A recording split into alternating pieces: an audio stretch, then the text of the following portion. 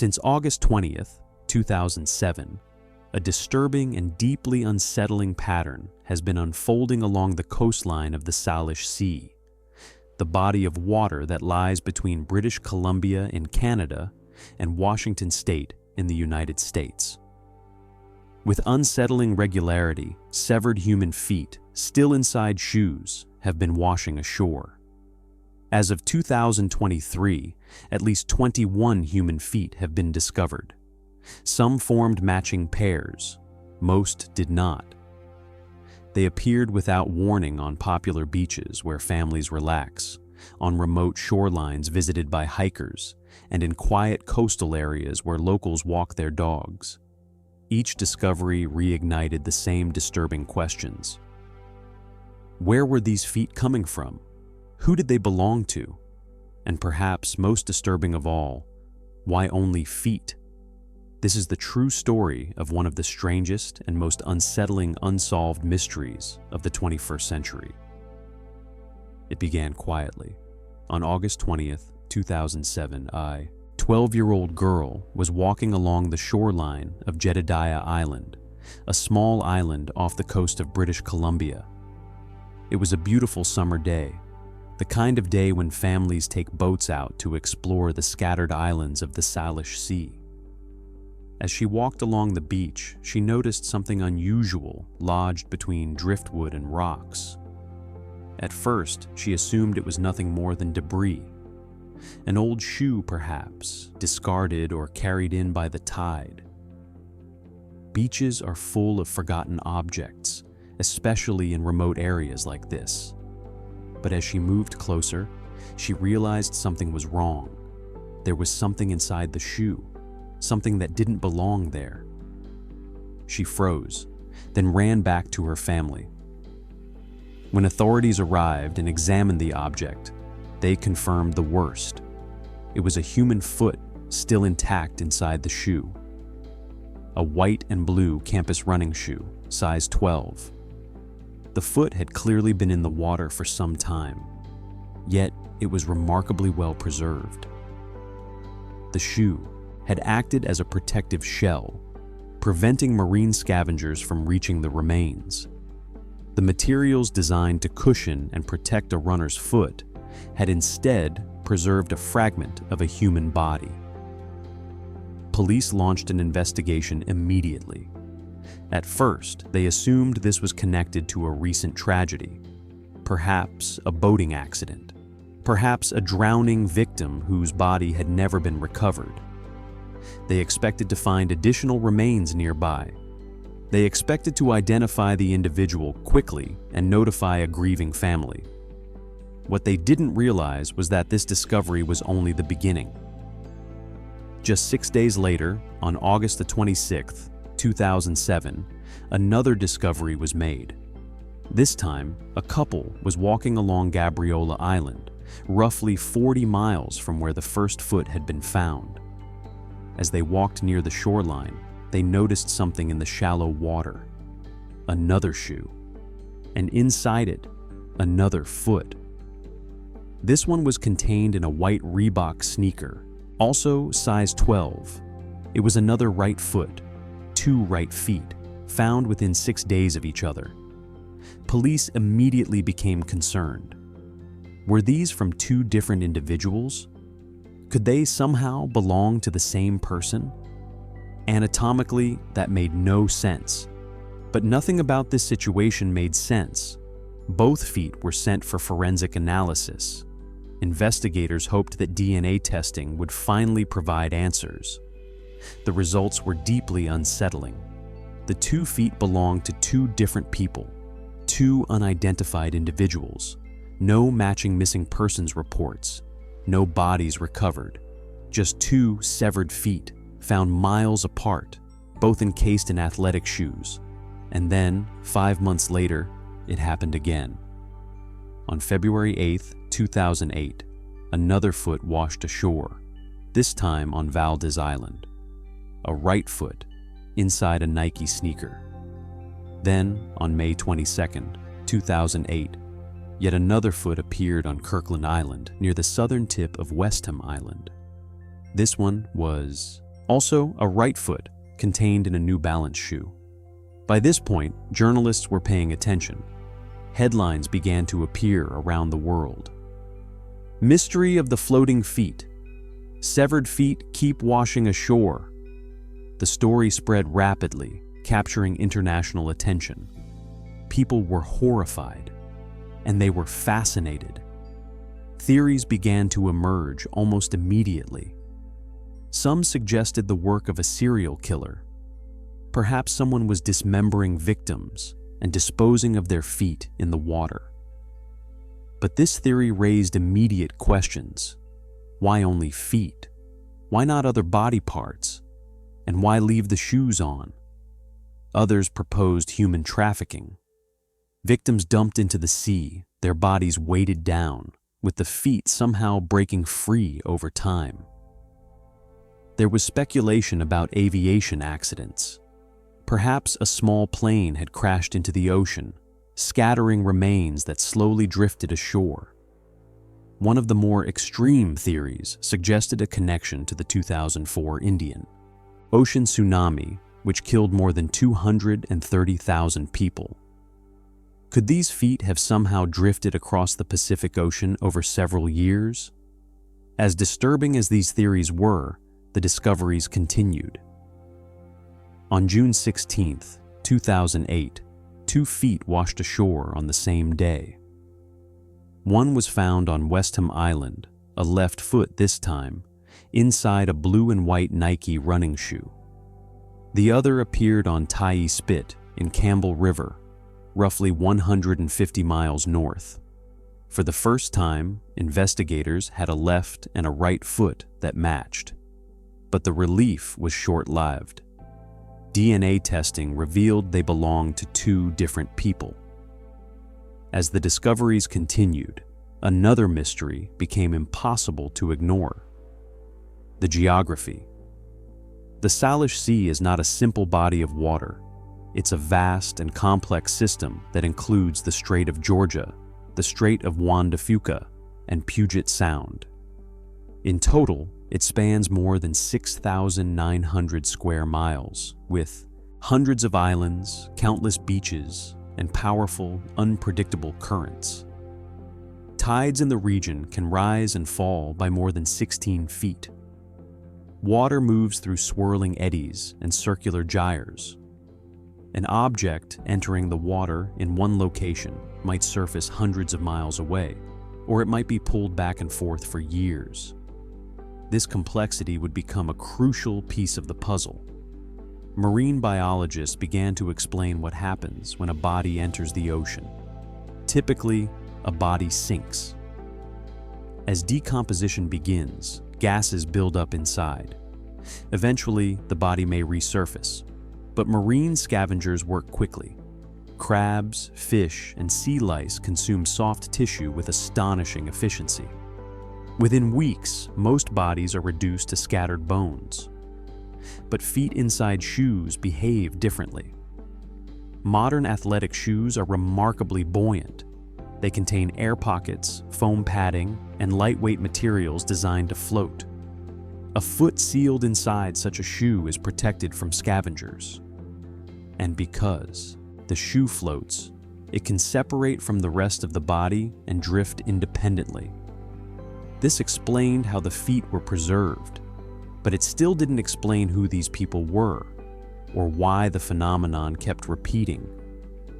That would take years to uncover, as investigators continued to collect reports of severed feet washing ashore. Pressure mounted to identify the victims and determine whether a crime was involved. For months, there were no answers. Then, slowly, identifications began to emerge. Advances in DNA testing and repeated cross-checking with missing persons databases finally provided the first breakthrough. The very first foot ever discovered, the one found inside the campus running shoe on Jedediah Island, was matched through DNA to a man who had been reported missing in 2004. He had suffered from severe depression and was believed to have taken his own life by jumping from a bridge. His body was never recovered, until, 3 years later, a part of it I washed ashore. Another foot was identified as belonging to a woman who had disappeared in 2004 as well. She too was believed to have jumped from a bridge. A third identification followed, again linking a discovered foot to a suicide victim from several years earlier. This was not the pattern anyone expected. These were not murder victims. There was no evidence of dismemberment. There were no signs of restraint, no trauma suggesting violence inflicted by another person. Instead, investigators were beginning to see something far more tragic and far more complex. The Salish Sea region is crossed by several high bridges. Among them are the Second Narrows Bridge and the Patullo Bridge, structures that span the water at heights that make a fall almost certainly fatal. Over the years, these bridges have become known, quietly and grimly, as suicide locations. When someone jumps from a bridge into the Salish Sea, the impact with the water occurs at tremendous speed, ease. Force can cause severe internal injuries. The body sinks quickly, carried downward by weight and momentum. Depending on the location, water temperature, and current patterns, the body may never resurface intact. But the feet, encased in modern athletic shoes, follow a different path. Over time, sometimes weeks, sometimes months, sometimes even years, the connective tissues at the ankle decompose. Ligaments and tendons weaken. Eventually, the foot separates naturally at the joint. This is not mutilation. It is a normal part of human decomposition in aquatic environments. Once separated, the shoe becomes crucial. The shoe floats. Acting like a small vessel, it carries the foot wherever the currents take it. Slowly, silently, sometimes for hundreds of miles. This explanation accounted for many of the discoveries. But not all of them. Some feet were never identified. Some did not match known suicide cases. And the sheer number of discoveries still seemed unusually high, even accounting for tragic realities. The pattern continued through the following years. In 2008 alone, 6 feet were discovered. In 2009, another foot washed ashore. In 2010, 2 more followed. Then came a steady, unsettling rhythm. In 2011, 3 feet were discovered. In 2012, 2 more. In 2014, 1 foot. In 2016, another. In 2017, 1 more. In 2018, another. In 2019, 2 feet were found.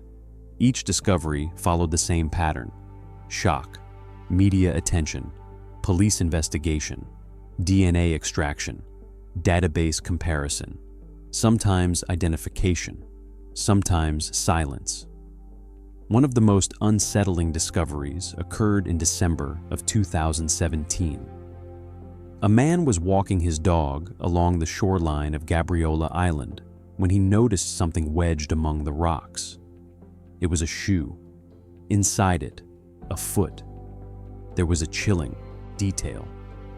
This was the same island where one of the earliest feet had been discovered 10 years earlier. But this foot was different. It was smaller. It appeared to belong to a young person, possibly a teenager. It was wearing a hiking boot rather than a running shoe. DNA testing revealed it belonged to a male. No match was ever found. No missing persons report aligned with the profile. No family came forward. No answers emerged. Who was this young person? How did he end up in the Salish Sea? And why had no one reported him missing? These questions remain unanswered. The mystery did not respect borders. Although most feet were discovered along the Canadian coastline, some appeared on the American side of the Salish Sea. In 2019, a foot inside a hiking boot washed ashore on a beach in West Seattle. DNA testing eventually linked it to a man who had been reported missing years earlier. This discovery highlighted a critical factor in the mystery. The Salish Sea does not recognize political boundaries. Its waters move freely between Canada and the United States. Currents carry debris, remains, and objects wherever the tides dictate. A foot entering the water in British Columbia might wash ashore in Washington state years later, or not at all. Another crucial piece of the puzzle lay in the shoes themselves. Forensic analysts began to study the footwear carefully. Each shoe told a story. Manufacturing dates revealed timelines. Many shoes were older models, no longer produced. This helped establish when a person could have entered the water, sometimes narrowing the window by years. Wear patterns offered insight into the wearer's life.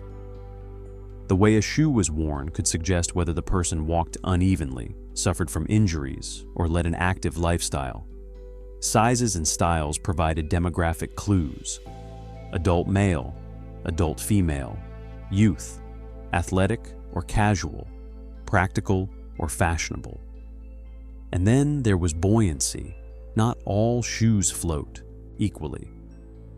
The discoveries were heavily biased toward athletic footwear. Running shoes, sneakers, and certain hiking boots with air-filled soles were far more likely to surface. Dress shoes, work boots, and heavy footwear tend to sink. If a foot separated while wearing those, it would likely remain on the ocean floor, unseen. This raised a sobering realization. The feet found on shore were probably only a small fraction of those that had separated underwater. There could be many more, still resting in the depths, never to be discovered. As years passed, the communities along the Salish Sea adapted to the grim reality.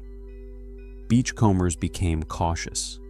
A shoe on the shoreline was no longer just a shoe. Dog walkers made multiple discoveries. Tourists stumbled upon remains during casual walks. Children found them while playing. Some beaches gained macabre reputations. Gabriola Island, where several feet had been found, earned the dark nickname Foot Island among locals. Tourism shifted. Some visitors arrived out of morbid curiosity. Others avoided certain beaches entirely. The psychological toll on those who made the discoveries was significant. Many reported nightmares. Some experienced anxiety. Others said they could no longer walk the beaches they once loved. Local police departments adjusted their procedures. Officers were trained specifically in handling decomposed human remains. Protocols were developed for evidence collection, DNA preservation, and coordination with forensic laboratories. Media management became part of the response. Each new discovery brought renewed speculation, renewed fear, and renewed fascination. And despite the growing scientific explanation, alternative theories refused to disappear. Some insisted organized crime was responsible. Others claimed supernatural forces were at work. Online forums filled with conspiracies involving government cover-ups and secret experiments. Yet none of these theories accounted for the consistent forensic evidence, the DNA matches, or the clear role of ocean currents and decomposition. Still, doubt lingered. Because even when a mystery is mostly explained, unanswered questions have a way of keeping it alive. To fully understand why these discoveries keep happening, investigators turned to forensic science and marine biology. They needed to understand exactly what happens to a human body in water. When a person dies in the ocean or a large body of water, the body initially sinks. This is due to its density and the absence of air in the lungs. In cold water, especially, this sinking can happen quickly. As decomposition begins, bacteria inside the body produce gases. Methane, hydrogen sulfide, and other gases accumulate inside the abdomen and chest. Over time, this internal gas buildup increases buoyancy. Eventually, sometimes after days, sometimes after weeks, the body may rise back toward the surface. Once at the surface, decomposition accelerates.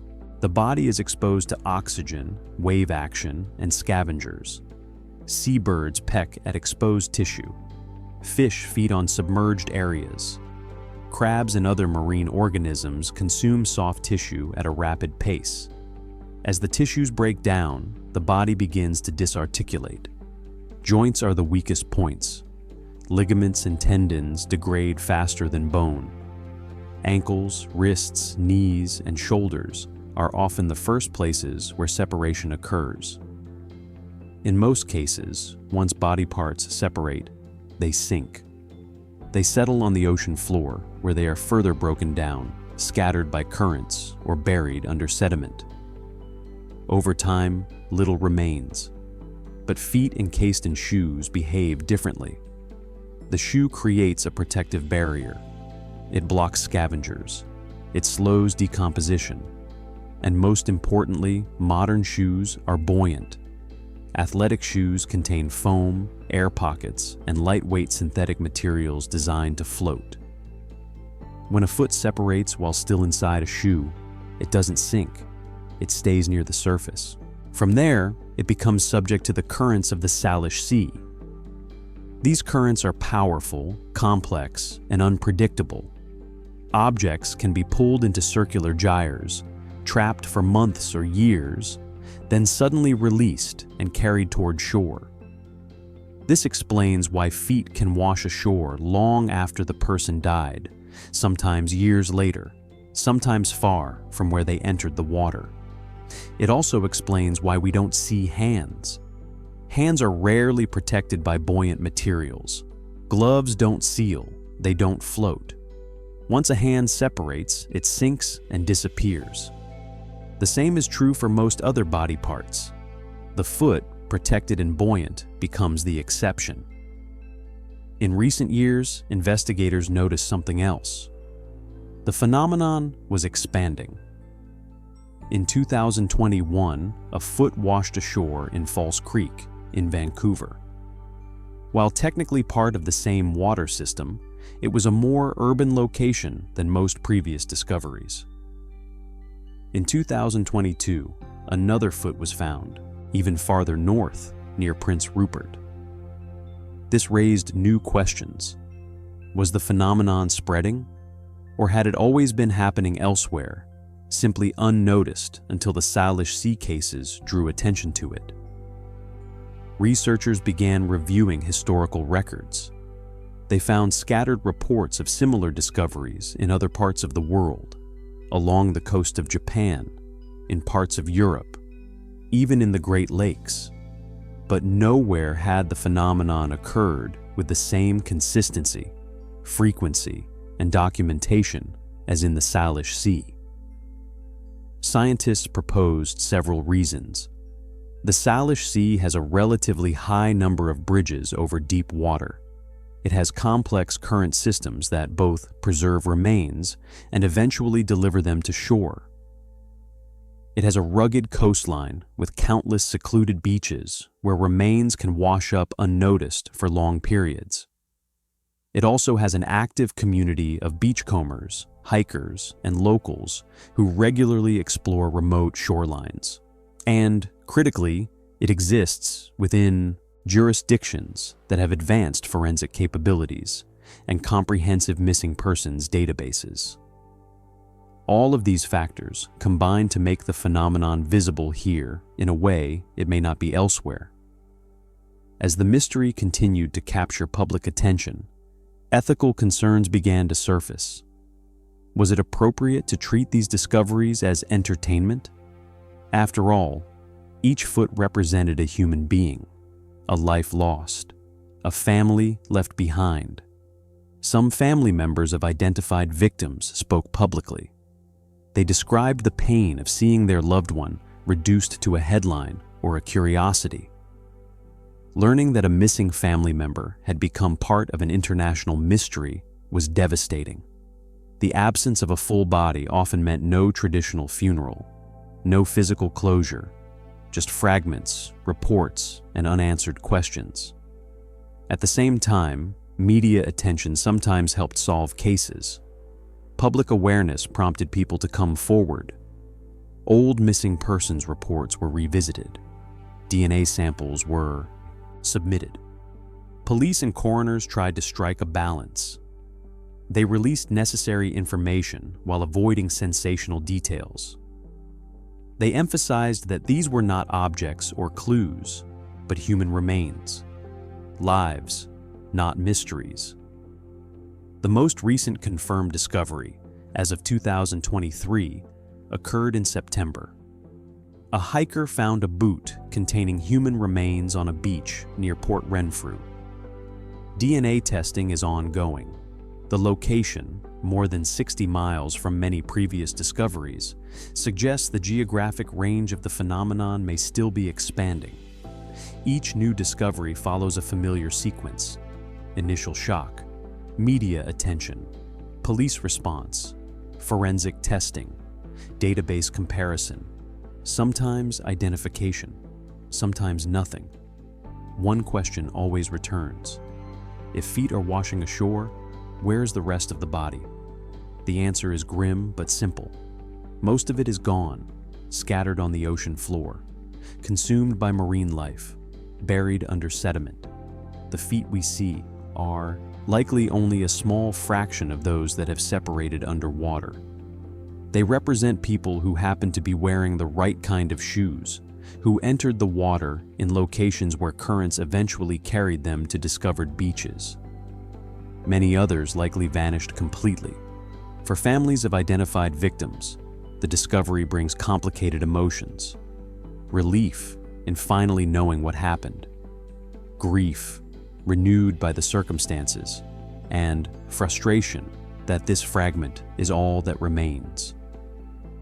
One woman, whose father was identified from a discovered foot, described the experience as both a blessing and a horror. She was grateful to finally know his fate after years of uncertainty. But she struggled with the knowledge that he had been out there in the sea for years, while she wondered if he might still be alive. Another family member described it as closing a wound they didn't know how to heal. Ambiguity, the not knowing, can be more painful than certainty, even when that certainty is tragic. Looking ahead, investigators believe the phenomenon will continue. As long as people die in the Salish Sea, whether through accident, misadventure, or suicide, and as long as they are wearing buoyant footwear, feet will eventually separate and wash ashore. Some predict the rate may increase. Modern shoes are becoming more buoyant. The population around the Salish Sea continues to grow. Climate change may alter current patterns, potentially delivering remains to new locations. Others believe increased awareness may lead to quicker recovery of bodies, preventing disarticulation. Suicide prevention measures on bridges may reduce the number of people entering the water in the first place. Still, questions remain. Why the Salish Sea specifically?